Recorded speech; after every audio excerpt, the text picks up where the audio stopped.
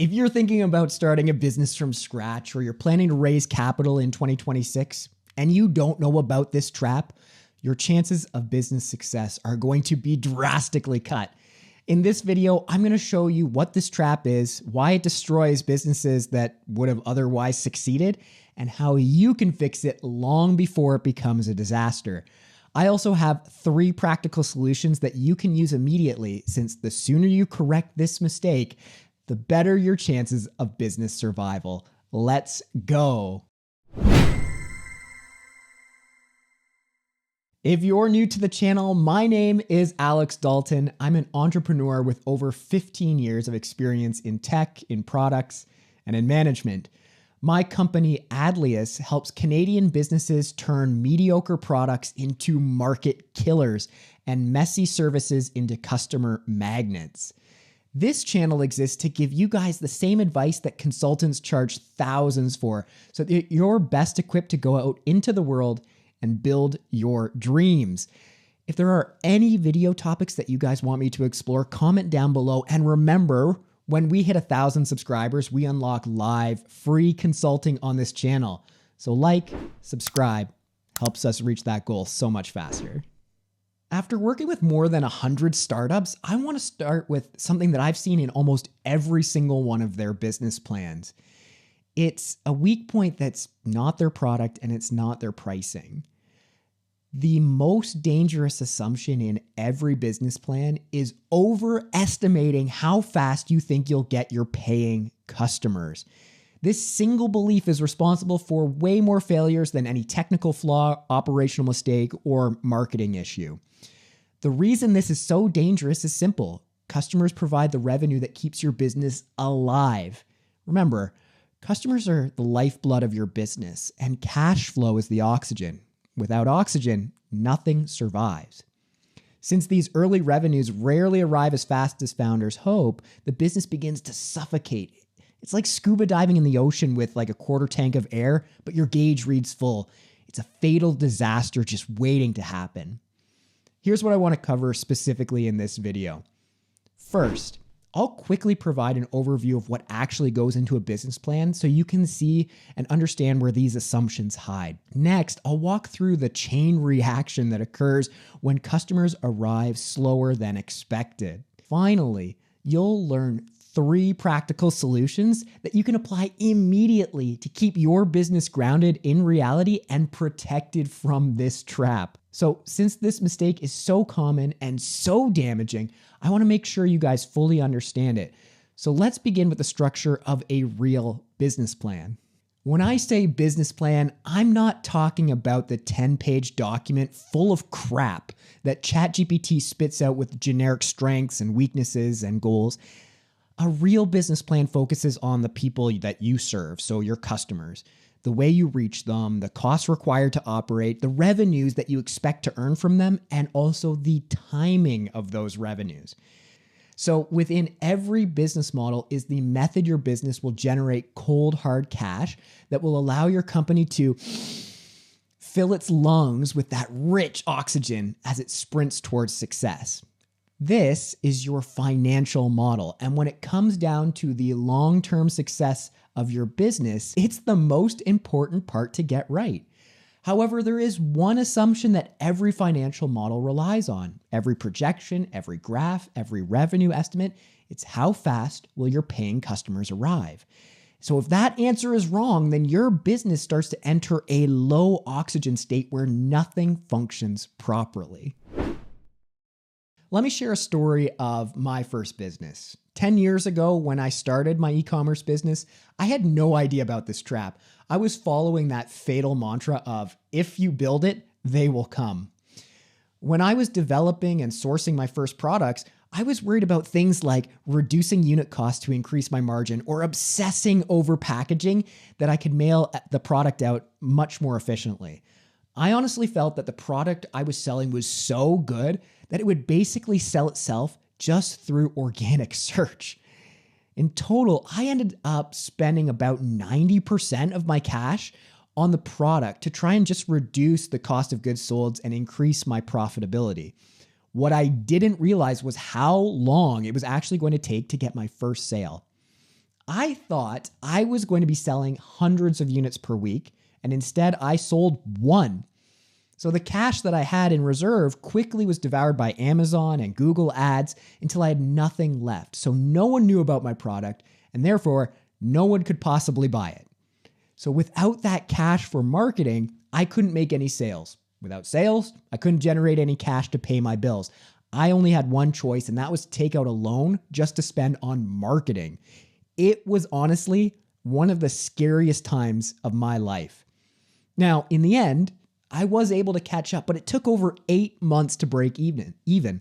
I lost a ton of time, a ton of opportunities, and I had to pay interest expenses that I really wasn't expecting. I just didn't know how long it was going to take to get my paying customers. So here are 3 areas that falling into this trap hurts the most.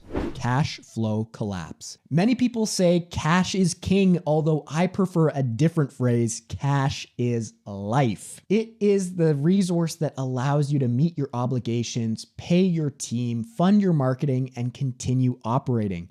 Expenses begin immediately while these revenues arrive whenever customers decide to purchase.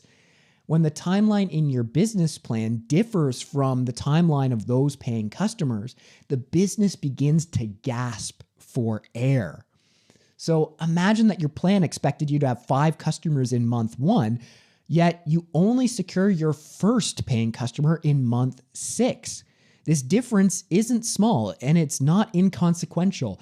It's a fundamental blow to your runway wherein you can't pay your bills, or your loans, or your suppliers, or your contractors, and the business gets placed into a crisis that becomes extremely difficult to reverse. Marketing breakdown. The next consequence appears in marketing. When customers don't arrive on schedule, the money you plan to reinvest in marketing never shows up. Marketing requires consistency since that momentum builds through these repeated efforts. Since marketing drives awareness and awareness drives customer acquisition, losing your marketing spend at the exact moment when you need it most means your ability to generate any sales collapses with it.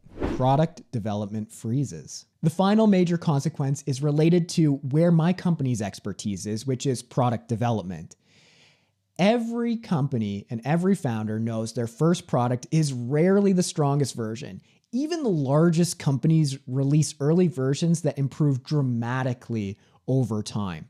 When your business runs out of cash, you lose that ability to improve your product. And as a result, you're going to watch your competitors continue evolving while you remain stuck with an outdated and unfinished version. This knife keeps twisting because customers see this gap and will move on almost immediately since they want solutions that evolve with their needs. They will shift towards whatever option feels more capable and more current. And this is harmful to your entire business's existence. So as you can see, slow customer acquisition does not only affect your revenue, it interrupts every part of your business. Here are 3 things you need to do right now to fix your bad customer assumption. These are tried and true with my current clients and the startups that I've coached. It's unbelievable how these 3 solutions are able to reality check your assumptions so well. Here we go. Solution 1, validate demand early and refine your ideal customer profile. The first solution removes guesswork by validating demand before you build anything significant. You can do this by speaking to 10 to 20 potential buyers and learning how they solve problems today, what outcomes matter most to them, and the conditions that would persuade them to maybe switch to your solution. These conversations provide early signals of demand, but there are many more ways to check for demand. For example, you might collect emails from a waitlist for a B2C product, or you might have letters of intent for a B2B service. Since these early signals also reveal patterns in pain points and buying behavior, you can gain more information you need to refine your ideal customer profile. A sharper ICP gives you that stronger understanding of buying behavior, which means your marketing becomes way more focused and actually your acquisition speed improves. Solution 2, build the forecasts for the fast, mid, and slow case forecasts. The second solution strengthens your financial model. Rather than forecasting just a single path, you create 3 different scenarios, a fast, mid, and slow case. The fast case is the quickest that the market would buy, the mid is the average, and the slow case reflects the longest realistic buying cycle. Your sector also influences these timelines. So for instance, a healthcare startup might require 18 months to close just a single client. And since this takes so long, if your forecast shows 4 clients per quarter, it's not accurate unless you already have these deals in place. Once you've created your 3 scenarios, you operate your business from the slow case. This approach protects your runway. And as the months go by, you compare the real results to each scenario. When your numbers begin trending towards that faster mid case, you can accelerate confidently. But if the numbers do fall below the slow case, you immediately know to adjust your business activities. Solution 3. Build traction milestones that support your growth model. Since Solution 1 gives you early demand signals and Solution 2 gives you realistic forecasts grounded in those industry timelines, well, Solution 3 gives you a way to test those forecasts in real time. When you have strong traction milestones, you can see whether customer interest is forming at the pace that your model requires. Since revenue arrives late in the process, you need earlier indicators that reveal whether your business is moving in the right direction. This matters because every financial model contains customer numbers. However, those numbers are only meaningful if you can point to real behaviors that support them.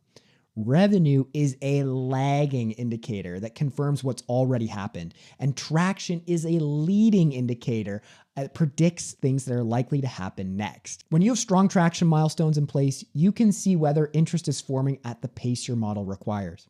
These milestones follow a natural funnel that shows how customers form over time. At the top of the funnel, you might track early signals such as content engagement, email signups, or inbound questions. As people move deeper into the funnel, you begin seeing stronger indicators such as booked conversations, product demos, or requests for additional information. The next stage involves evaluation behaviors such as trials or comparing your offer to existing alternatives. The strongest milestones appear near the bottom of the funnel, where customers begin asking about pricing, requesting proposals, or signing those juicy letters of intent. So each stage reveals how many people are moving forward towards becoming a paying customer, which allows you to judge whether your projected growth curve is realistic. This creates a very tight relationship between your plan and your progress. If your traction milestones match the expectations in that financial model, well, congratulations, your plan is on track. If they fall behind though, your model needs immediate adjustment. Since these signals appear long before revenue shows up, they protect you from discovering the problems too late. The most dangerous assumption in any business plan is overestimating how quickly paying customers will appear. This single belief influences cash flow, marketing, your product development, and your ability to survive in the early stages of business.